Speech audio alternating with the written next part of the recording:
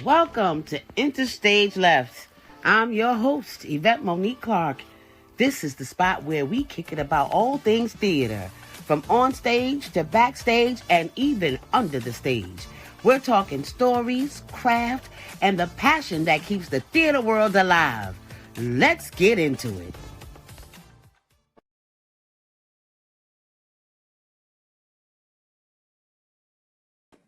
Wherever else you are, when you hear this recording, I have the fabulous Saint Aubyn with me today. What's happening? What's happening?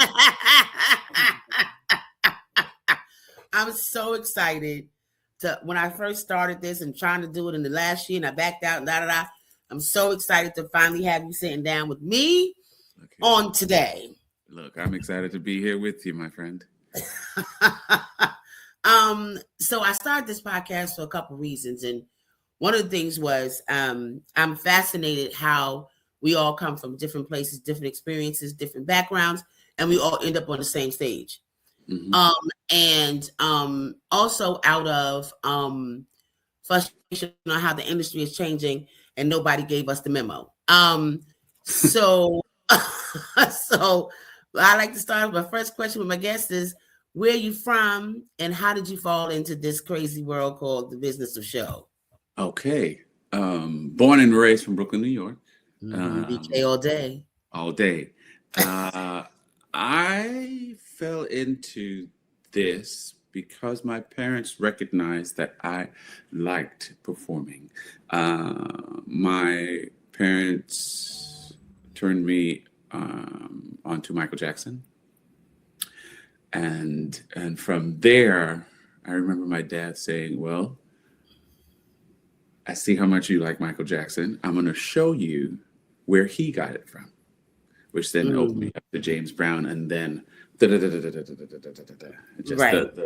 the trickle effect. Right. So that's really where my entering of this business began.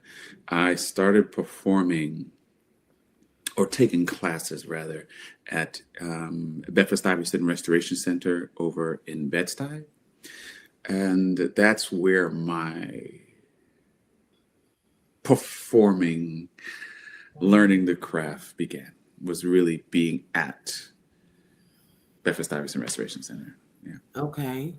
At the time, and that was with Marie Brooks, who was, because she's no longer with us, but is one of the dance mothers, you know.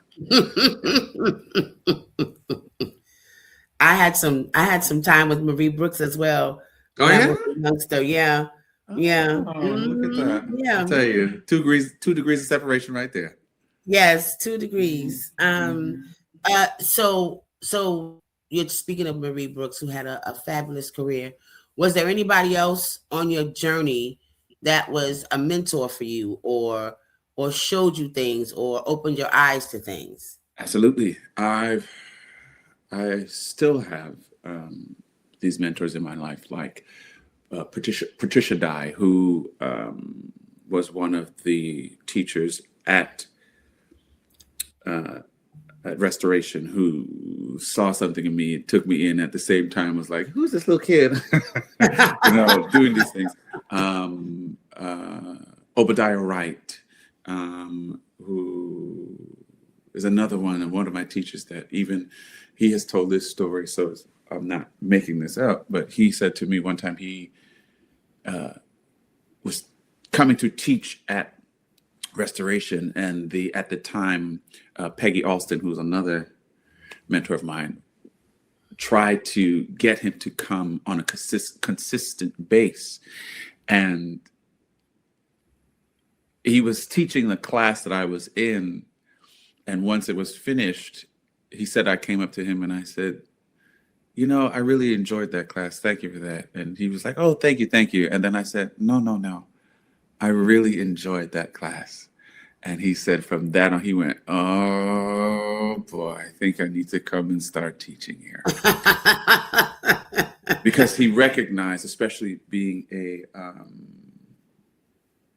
a young man in the dance world. Right. How it was. I later found out, he told me, being a young man in the dance world, there's not too many men who have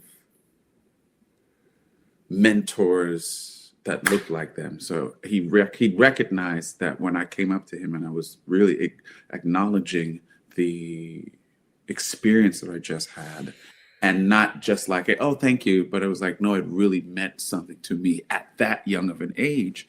Right. That he said, okay, I have to start coming here regularly. Right. So I've had people like that. I've had people like Baba Chuck Davis, who's no longer with us, who he was the creator of Dance Africa that happens at BAM every Memorial weekend. Mm-hmm. So he was someone that, and then I was very fortunate to have Gregory Hines as one of my mentors. And, I learned a lot from him just by watching. And there were certain things that he would say that he wasn't necessarily saying it to me, but he was saying it to everybody else. And I took it upon myself to say, that's how you treat not only the people who are in the scenes with you, your actors, your fellow thespians doing these things with you, but also your crew. He made sure to thank everybody, because he recognized, as through his illustrious career that he had before his passing, that he it's not just him, it takes everybody to put it together. Mm-hmm. And so I recognize that and took that for it to be part of my entire makeup, Yeah, from the footlights to the spotlights. There you go. Exactly.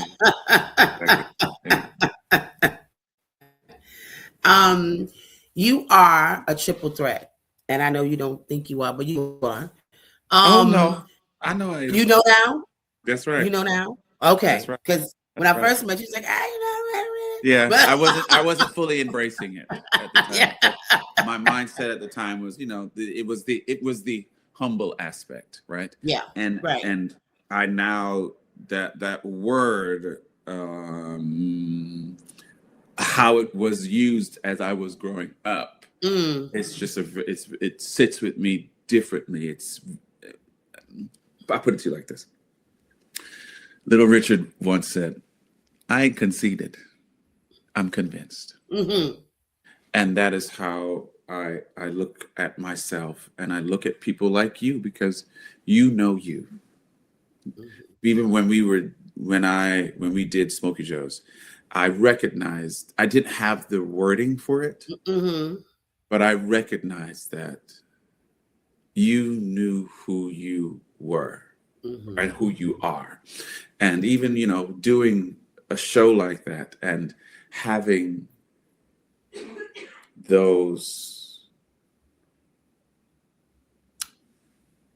shoes to fill in terms of BJ Crosby, mm-hmm. what you did, which is what I admired, was it said, I'm not her, I am me. And so I need to make sure that I craft these songs for it to fit me. And I know that people expect to hear it a certain way, sure, yes. But I want to be able for you to walk away. This is what I took from watching you. Mm-hmm. I want the audience to be able to walk away and go, whew, she did that. And not to discredit what BJ Crosby did, but to be able to go, that was BJ and this is me. And mm-hmm. Where I am now in my life and my career, I'm very much in that space. Mm-hmm. So yeah, I wear it differently than I did when we were doing Smokey Joe's Cafe. Mm-hmm. Mm-hmm. Mm-hmm. And again, but like I said, I ain't conceited. I'm convinced, because I at this stage of my life, as we continue to keep it moving and keep it grooving and keep it trucking, like Eddie Kerr just said. Yes. I know that about myself. Mm-hmm. Yeah. Yeah. Yeah. Yeah. And it's like what you said about things when you step into an iconic role, and pretty much everything I've done has been in giant shoes. Mm-hmm. It's the expectations that people have on you, Yeah. and sometimes may have a tendency to underestimate you.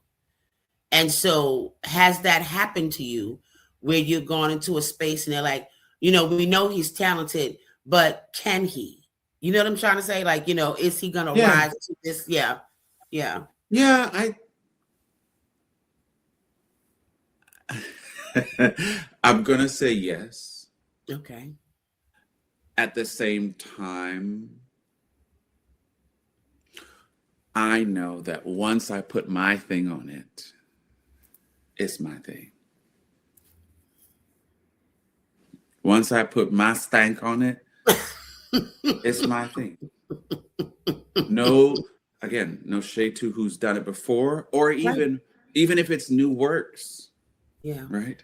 And you hope that folks who want you in the room want you to bring your full self to it, where sometimes that is not the case because they have an idea of what they want. Right. Yeah. And I think it's a disservice when you hire someone, but you don't want their authenticity. What you want is what you saw in your head only. And if that's the case, cool. That's not me. Right. I would love to be able to work with people who are collaborative. Mm-hmm. Yes. Yeah. That's the most important thing in a room. A director or a choreographer who has this vision, but it doesn't fit on your body. Right. I can't tell you how many conversations I've had where I'm like, that's a wonderful idea. That's not right. So, but which is why, again, I bring it back to you because I remember watching you do exactly that. Mm-hmm. But I always come with the solution. I never just say no. I say, no, let me try this and see how you feel about this, right? I'm not discrediting what you're doing, but I'm not doing that 8 times a week. Right. Key. You got to be able to do it. If that's what you're going to do. Yeah. It behooves you to be able to do it and make sure that you can 8 times a week. 8 times a week. And no, I can't do that.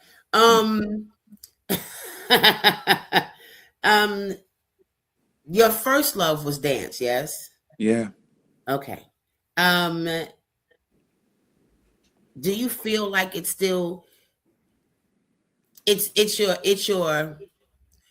core, right? You're a wonderful actor, a wonderful singer, but is dance still your first?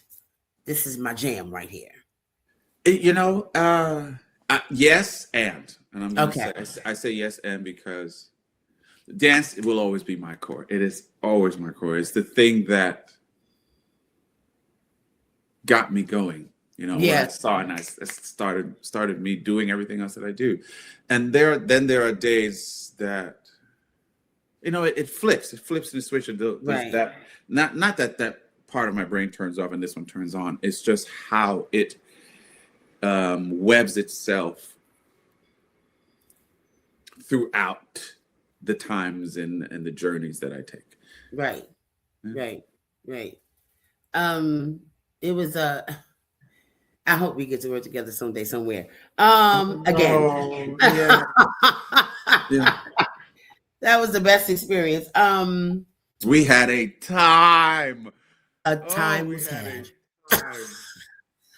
All I'm going to say is this: cranberritas.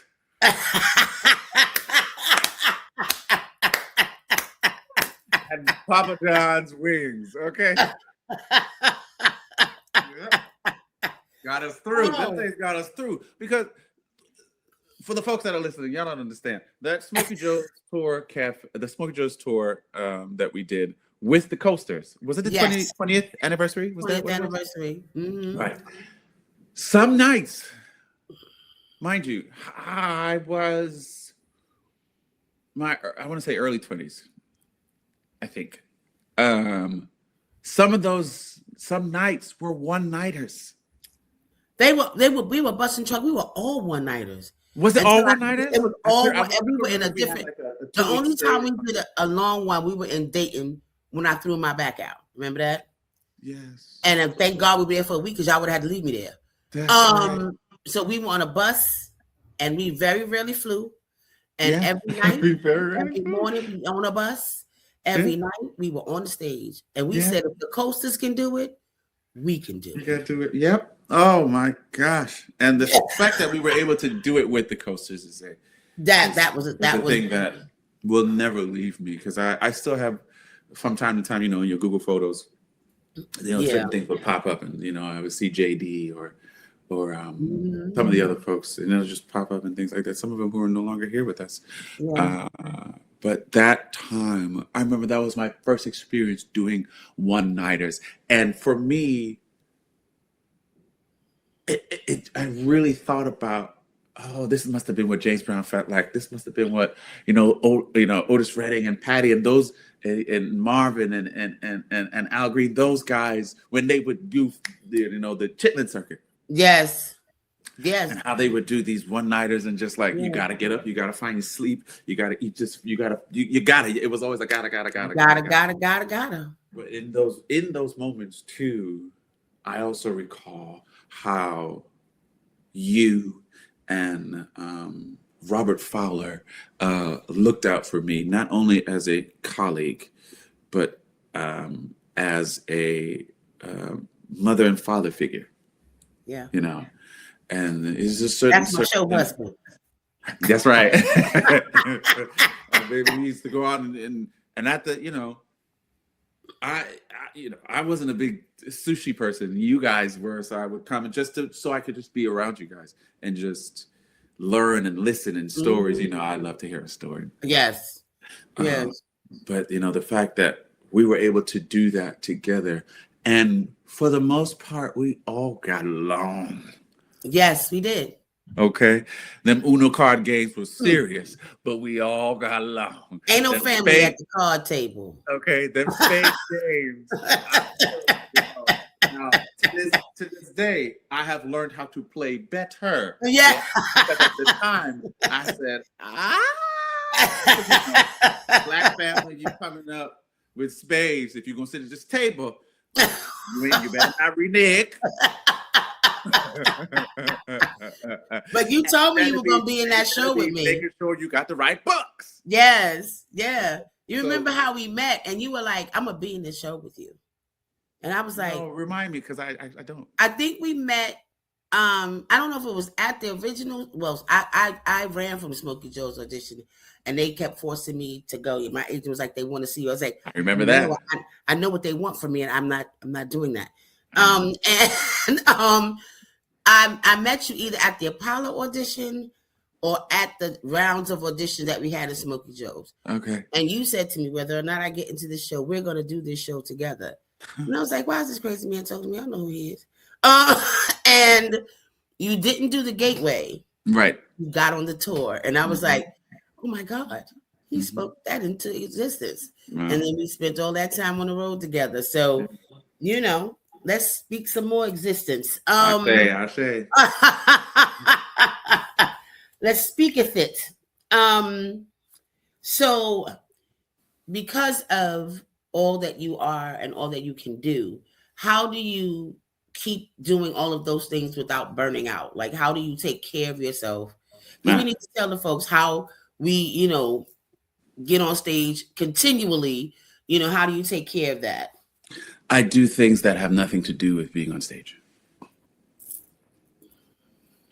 Whether if it's just coming home to cook, whether it's watching or studying people that came before me, I love what I do. I love that I'm able to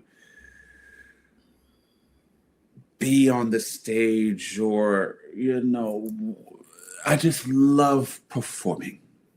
So there are times where I mean, I still do to this day, where I'll turn on look, a Michael Jackson video, and I'm most likely have seen these videos, as they say, umpteen time.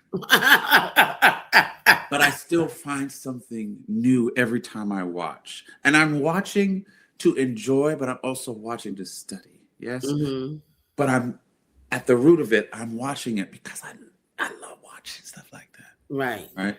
I haven't done this as much. I played video games or if I'm reading something. Mm-hmm. Yes, I'll go here first. If I'm reading something, it's still within the arts. It's still within, if it's about a Shaka Khan or Aretha Franklin or Nancy Wilson, or it's still in the arts, but it's not necessarily with having to do with me on stage. Okay. Yeah.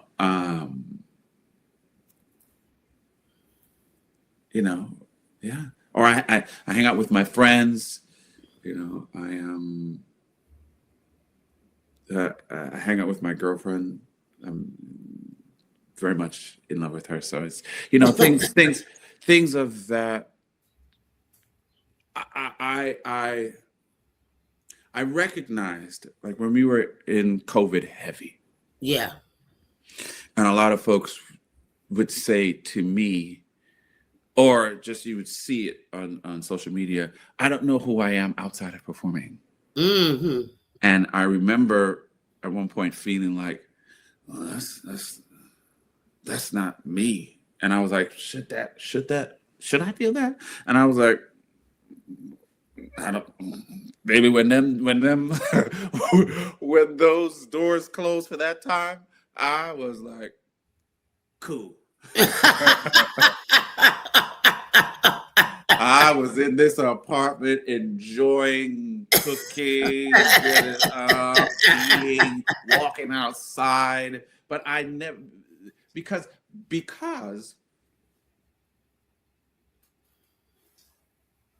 yes, the stage is the stage, and that's where we do our thing, right? Right. But it doesn't have to stop there. I would be outside. I do this now. I'm outside and I'm working out, whatever, and I'm singing. And I'm singing because I just love to do it. Right. So, and that's fueling me differently than it would be on the stage. Right. But I have never felt that I did not know myself outside of performing. Right. Right. I think that's a long answer, but I somewhere got it. That's the answer that needs to be said. I say it. You said what you said. Yeah, COVID was tough for a lot of performers, but I had an outlet because my job went virtual. And we replicated what we did at work on the internet. Yes. And we got a lot of acclaim. We made some coins. Mm-hmm. And I even did 3 virtual cabarets. This was at Marie's? 3 virtual cabarets. Okay. And so I had an outlet for it.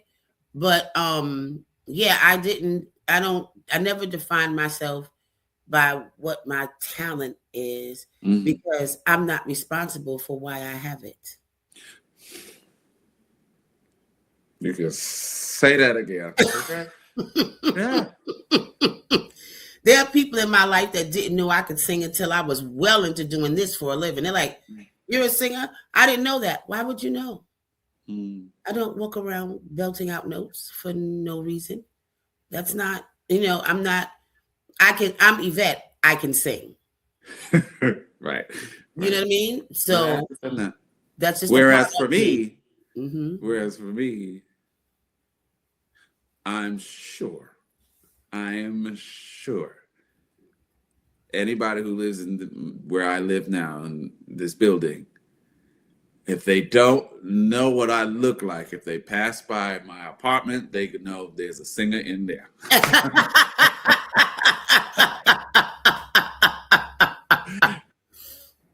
There's a singer in it. My neighbors are always like, "You got a show coming up?" Mm-hmm. Sing through the walls. Okay. I hear you singing. You got a show. Shut up. I got a show coming out. No, I don't have a show coming up. Right. I'm just singing. Sometimes I'm just singing along with what's happening on here. Yeah. And that's another way of another outlet. Yeah. It's another outlet. Absolutely. It's another outlet. That's what it is. Mm-hmm. That's what it is. So the audition world is changing, and a lot of that had to do with COVID, mm-hmm. right? And having to do the illustrious self-tapes. Mm-hmm. Do you have an aversion to self-tapes, especially for like dance calls? Because sometimes I've seen people have to do self-tape dance calls, which seems a little bit locked for me. How do you feel about that change? We've moved back more into seeing people live, but it's a lot of self-tape still heavy. How do you feel about it? How do you? The interesting thing about that is self-tapes was always a thing. Right, of course, yeah. And I've done enough of self-tapes that it didn't feel like, oh my gosh, it's self-tape heavy. Yes, that was definitely a thing where you could feel like, oh, well, now what they want is self-tapes at the time because we couldn't come in, right? Right. Now, as they're finding the balance of what that is, it's just my opinion. That's what we're here for. Whether it's a good or bad thing, sometimes self-tapes can weed out what the casting or whomever is looking for or not looking for, and then bringing it into the room. Right. And I can get behind that. I can get behind that. The whole choreography self-tape, the issue that I have with that is knowing that if you're teaching the choreography, if I'm looking at the camera and you're facing the camera versus, because that's not how we learn. Right. Let me be specific to me. That's not how I learn. Right. You got to turn around so that we can see what it is. There are a lot of dancers are able to go, okay, but I know what it is once we turn around. Right. And figure that out. Right. It still takes me time to do that. even as my dancer self. Right. So that, in terms of choreography for self-tapes, that is where I find, and because not everybody does it, but I find that it does a disservice to what the choreographer, the casting agent, the casting director, everybody's looking for it. Because if you are not that person who knows that, oh, if I'm facing you, it's actually the opposite way. Yes. Because it's a disservice. So that's my on with that. But self-tapes has always been a thing. So I never frowned upon it. I know I've gotten better with a self-tape because of it. But I will always be a person that prefers to be in the room. Yes. The energy. Now, I'm not saying that you can't feel the energy on tape, but the energy, that transference of energy between when you're in the room is something that can help you get the bag, Yes. And for me, it's like, for self-tapes, it's like you get the chance to do it again. And so you're like, you're not perfect, I'll do it again. I'm used to just, you got to go in there and do it the one time, and that's it. You're right. See, I give myself a rule. It was good. That's what it was. That's what it is. You move on. Yeah. I give myself a rule. I do 3 takes. Okay. Maybe a 4th, but after that. Yeah, because then you start getting in your head. Yep. Yeah. Yep. Yeah. I don't do more than 4. Makes you crazy. Yeah, and I ain't gonna have that because especially in my space, I need to be able to go relax, release. Okay. And for those who don't know where that's from, that's a different world right there. Okay. And I wouldn't mind being in that show too. Okay.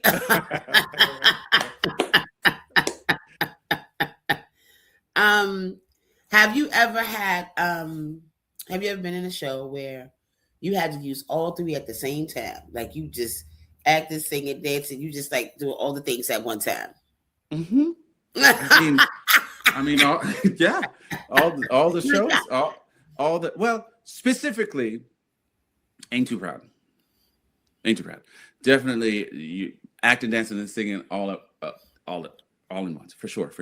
When I did Beautiful, I would say for the parts that I was doing, not so much acting versus singing and dancing. Yeah. But Ain't Too Proud, definitely. I acting, dancing, and singing, and sometimes, my face acting too.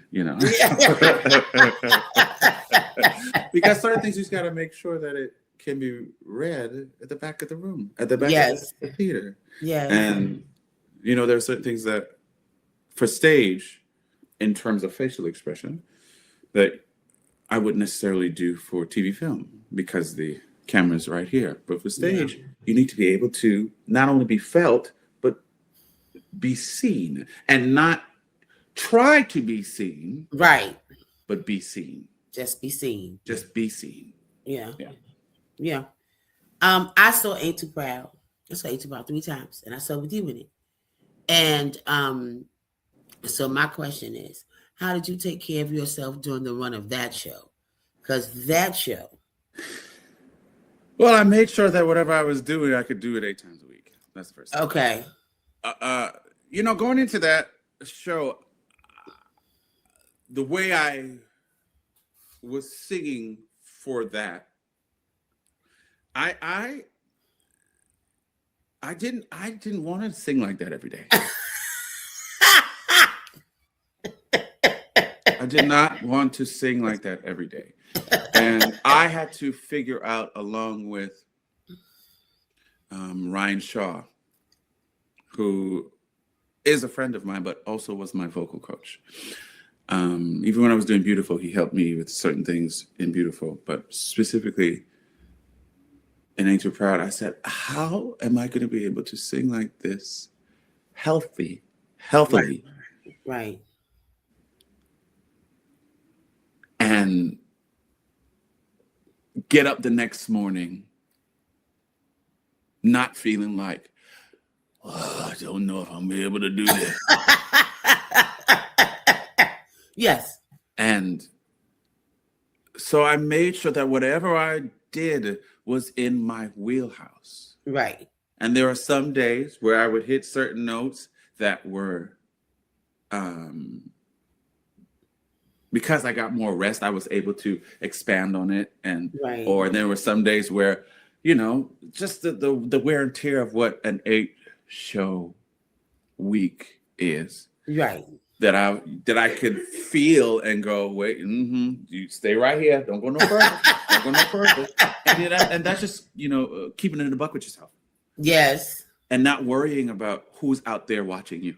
Right. Be like, oh, so-and-so is here. I got to hit this note. No. Gee, I got to be able to get through this show and be able to wake up the next morning and go, okay, where am I? I got that. If I got that, I can work with it. Yes. I'll tell you this quick story.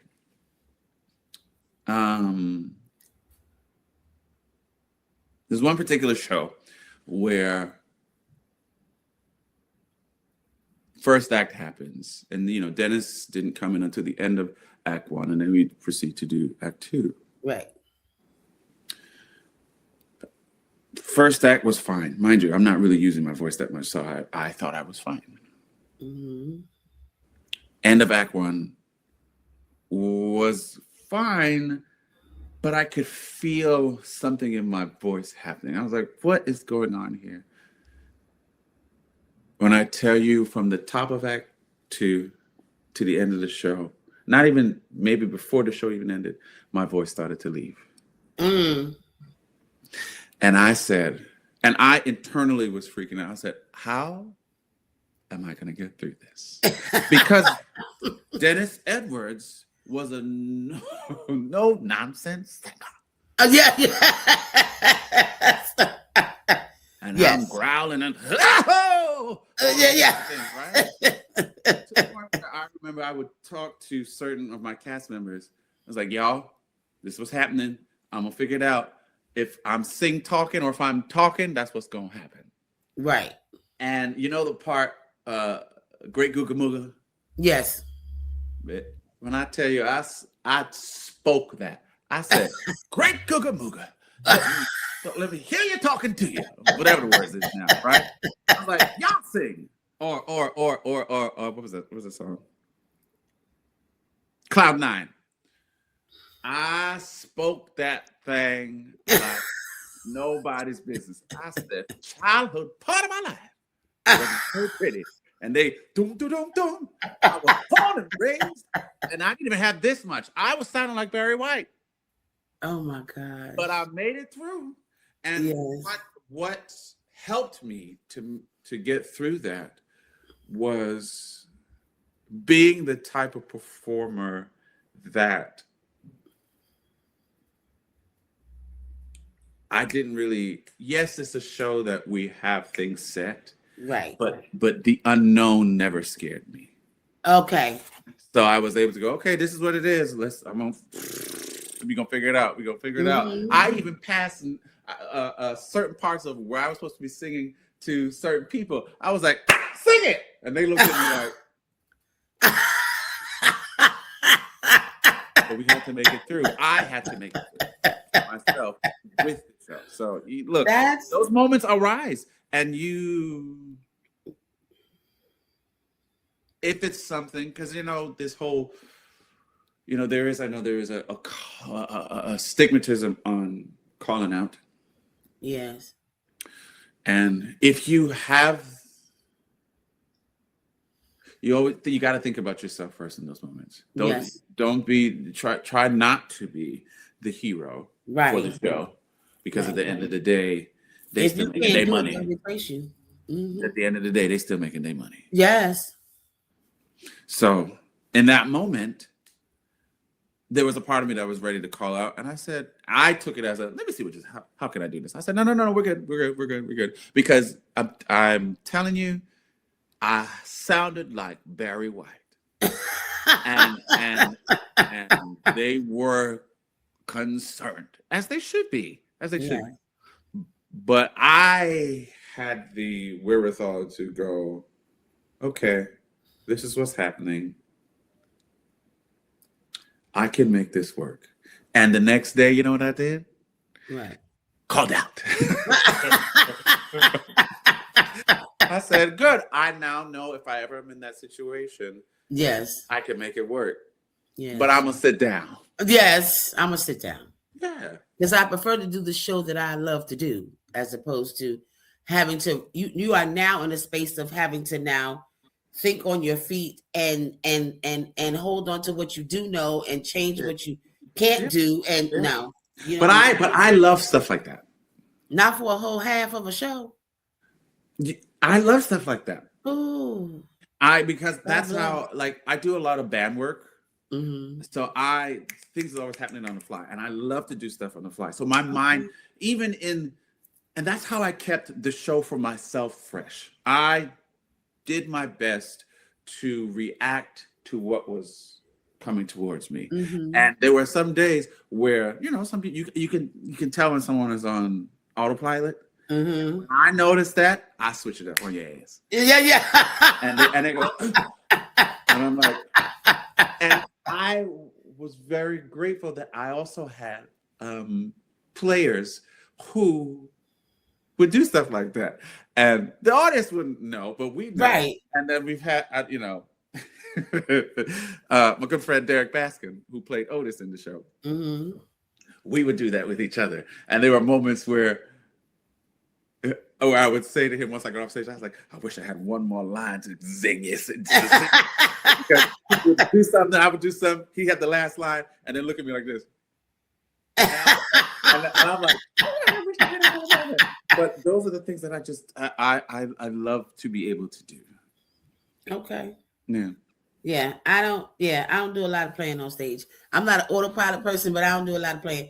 And people always try to make me laugh on stage because I always laugh. And I'm like, I recall. What's not gonna happen is that I am good for that, but I'll make you laugh on stage. I'll be like, okay, all right now, okay. Every now and again, I recall every now and again, because I remember when we were doing the show. Yes, we would sing what we were asked to sing and sing it the way we were singing, right? But we'd be on the road, tired of singing it that way. So I will flip the script. There is a rose in Spanish Harlem. I mean, one time I said Harlem. And I got off that stage and you were like, oh, really?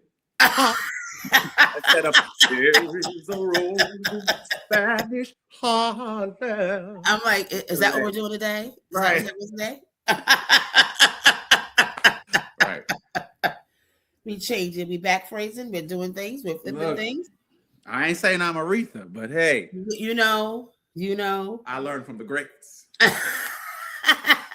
You got to keep Aretha Franklin. I am not putting myself in the category of Aretha Franklin. I just want to make sure I say that. But what I do is study the greats. Yes, it makes sense. You have to do that.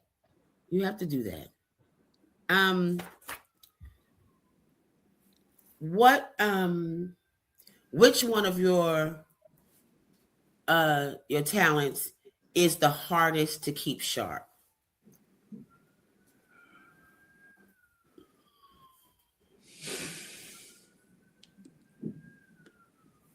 Every day is different.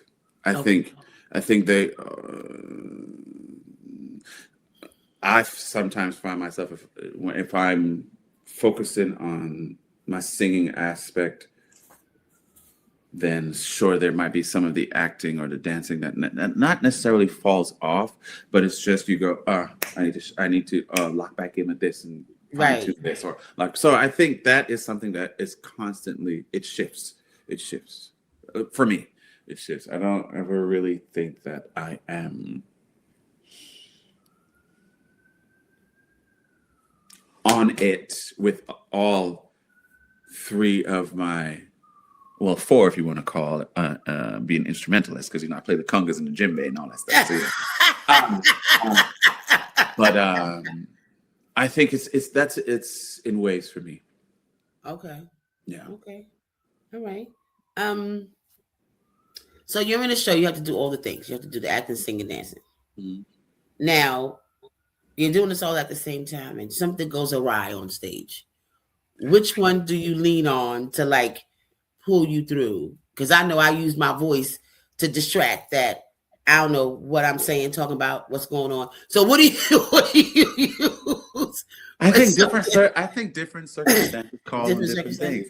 Yes, because there were moments where I'm thinking about a particular moment in Ain't Too Proud where the turntable stopped.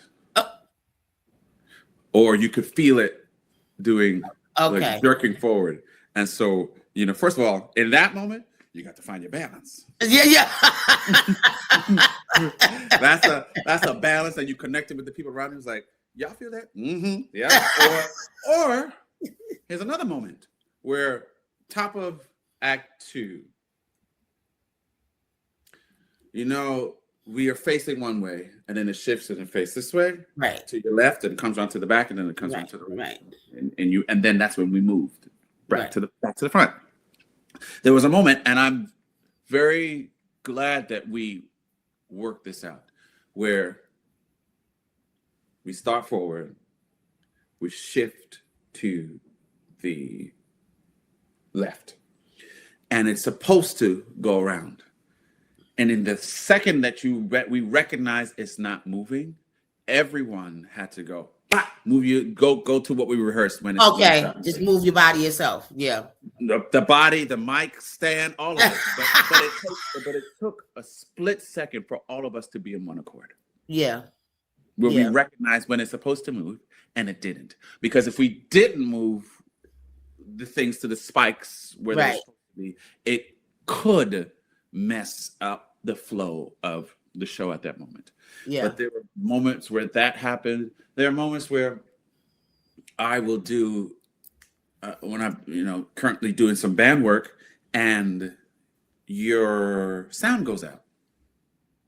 That's happened so many times. Sound goes out. So you have in that moment I went, okay, I know what sound can be used that doesn't need to be amplified.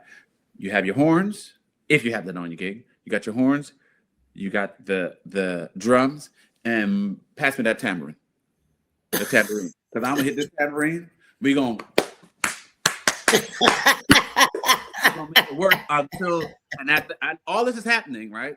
And the audience don't really, because if you're good, you make it look like it's supposed to happen. Right. The audience is not realizing what's happening. Sure, they recognize the sound is out, but but because you keep it moving, right? They're in it, and all the while that's happening, I'm looking at my sound guy saying, how long do you need? How long do you need? How long do you need? Mind you, I'm not saying it. I'm looking at you like, how long do you need? And I can see he's figuring out. So I'm like, cool. And then the sound will come on in itself, and you weave it back into whatever you were doing. So, but again, I live for moments like that. Because it's unexpected, and it just sharpens my sense of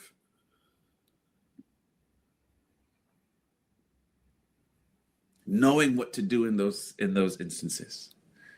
Yeah. I remember when I was younger, in elementary school, and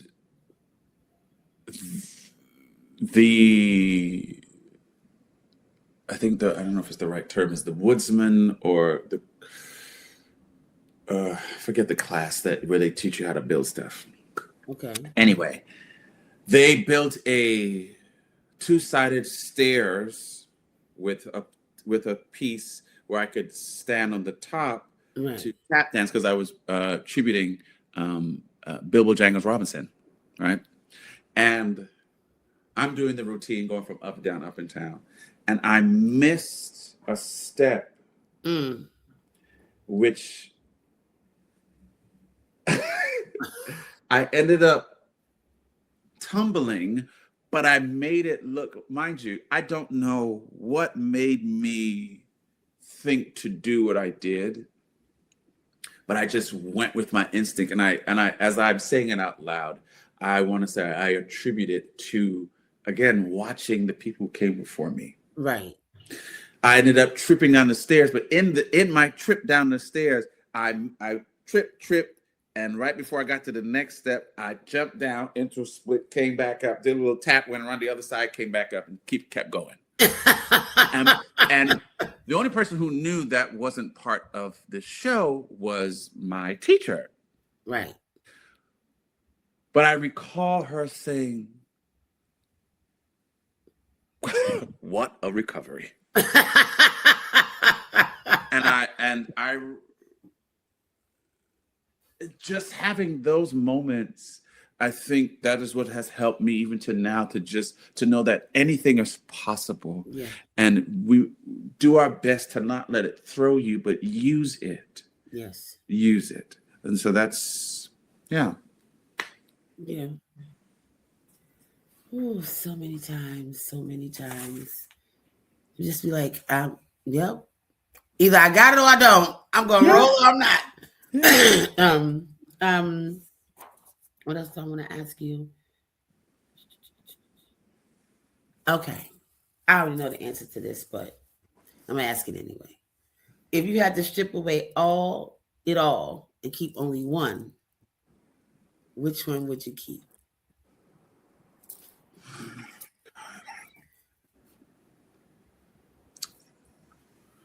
That's a hard question. If you'd have asked me that at the time when we I met, don't know the answer. it would have been dancer at the time. Yeah. Now where I'm at, it's a hard one. That's a hard one because they all serve a purpose that create the whole. Yes. Where I am now, they all serve a purpose where it creates the whole. So I don't know if I can answer that one. to pick one. Yeah, to pick one. That's a fair answer. Do you want to do straight plays? Absolutely. Okay. Absolutely. Have you done any? I did when I got out of college, I did Ma Rainey's Black Bottom, and I played Levy in that. I would love to do plays. Yeah. Absolutely. I'm laughing because I'm like, to have the opportunity to just act and don't have to worry about my voice in the singing sense. Yes. Not even worry. That's not the right word. To just have to focus on that and know that there are no songs. It's just the lines you have to remember. Yeah. I would love to. I would love to and will, as I speak those into existence. Right. Do it. Yeah. Oh yeah. Yes. It's definitely a thing that and yes, I would love to do it on the great bright way. Yes. Bright way. The bright way. The bright yes, way. The bright way. The bright way. Mm-hmm. I got you. I picked it up. I'm definitely in my straight play phase. But I don't necessarily feel that is the only place to do it. Right. Like they are speaking again as I go full circle at the Billie Holiday Theater. I would love for them to hire me to do a show at that place. At the Billie holiday Theater. But there are, I understand the prestige of Broadway, but there are so many houses that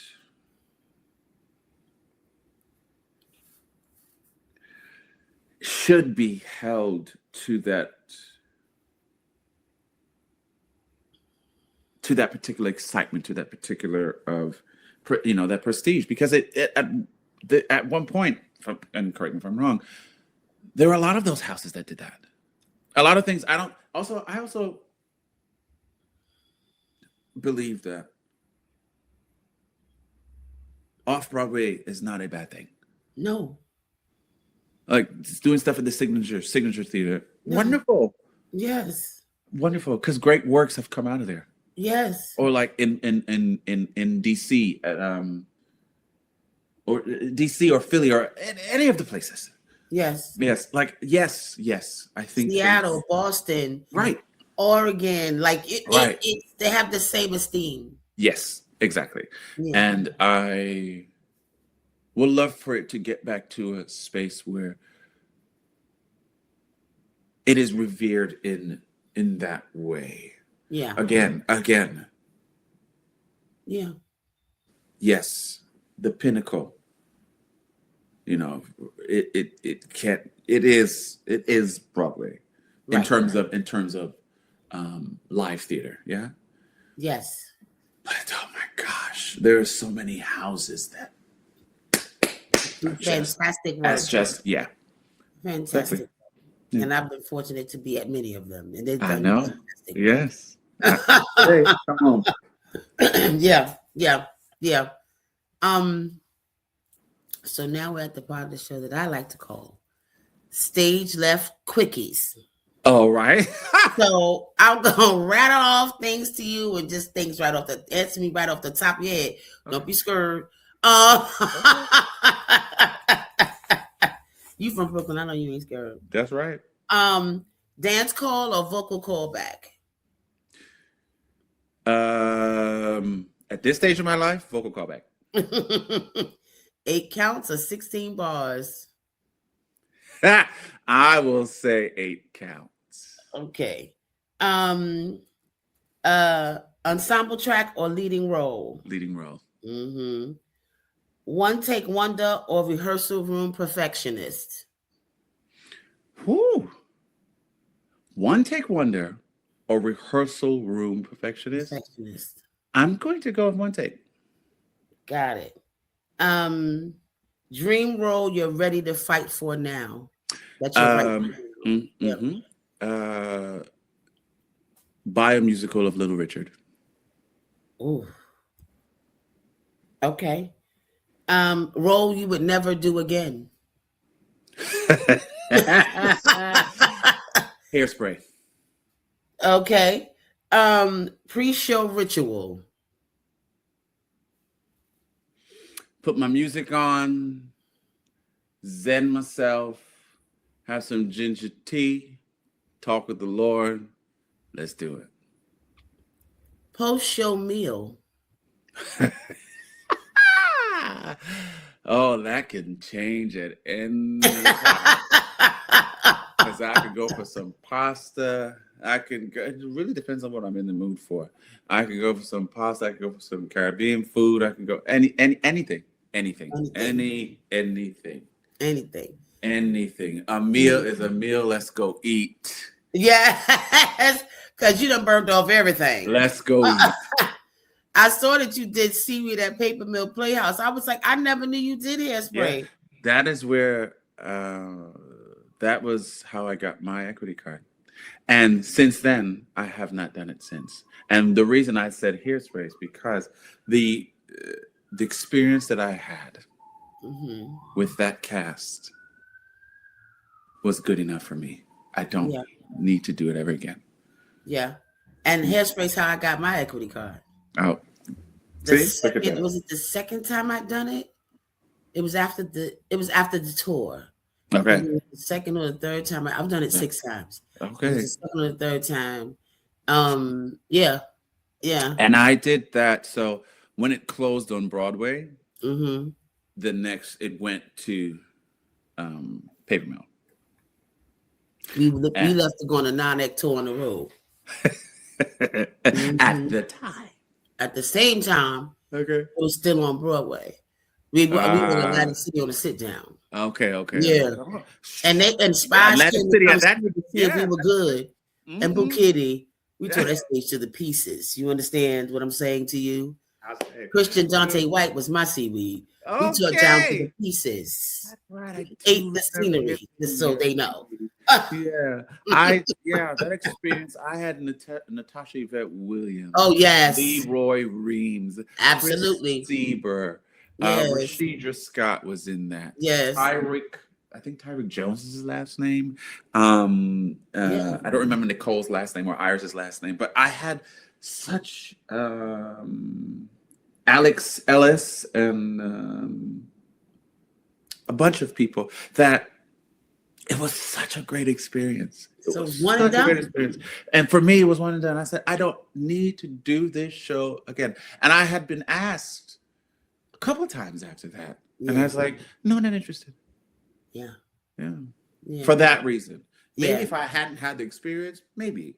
But I love being motor mouth. So I did it as many times at as many theaters as I could do it in. But I got one more time in me, then I'm done. I hear that. And if it never happens, I'm done.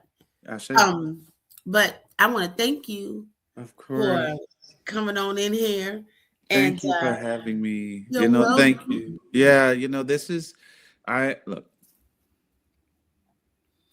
I'm glad to see you are doing what you need to do for you in this space and in this time where it feels like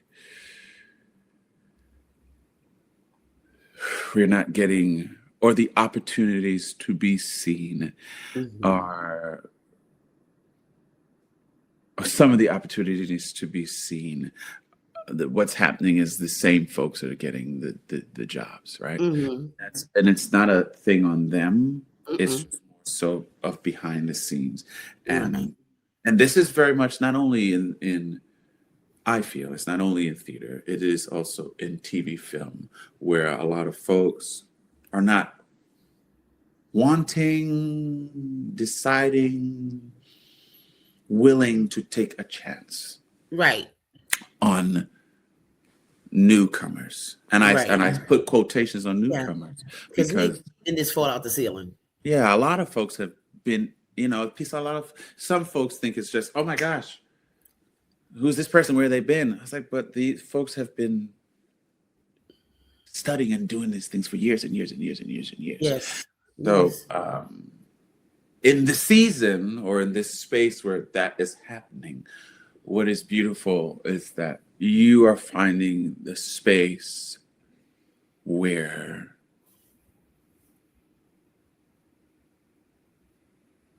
you're opening the door and the ears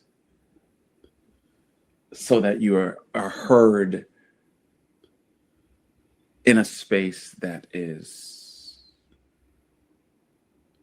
open and in a space where folks can just come and chit chat and smile and just be.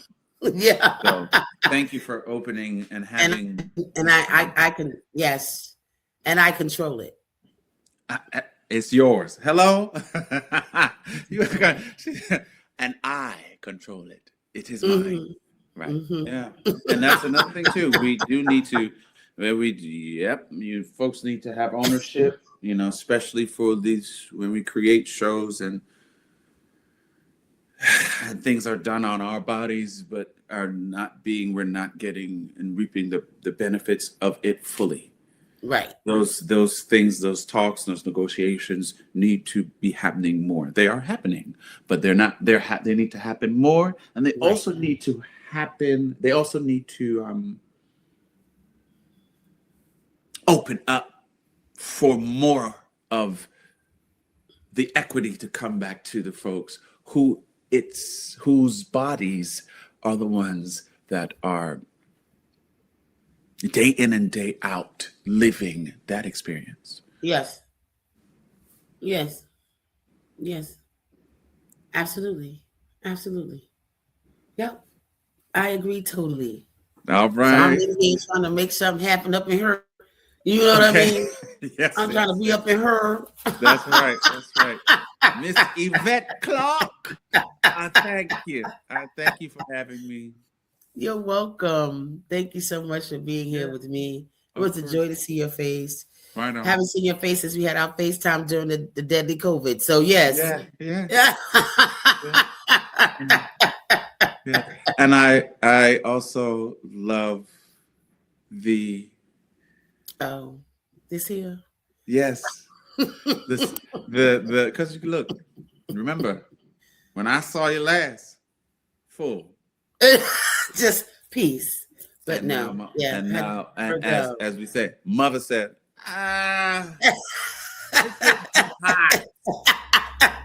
it's too hot. From what I remember, I'm sure that's probably a conversation. Yes. It's getting hot.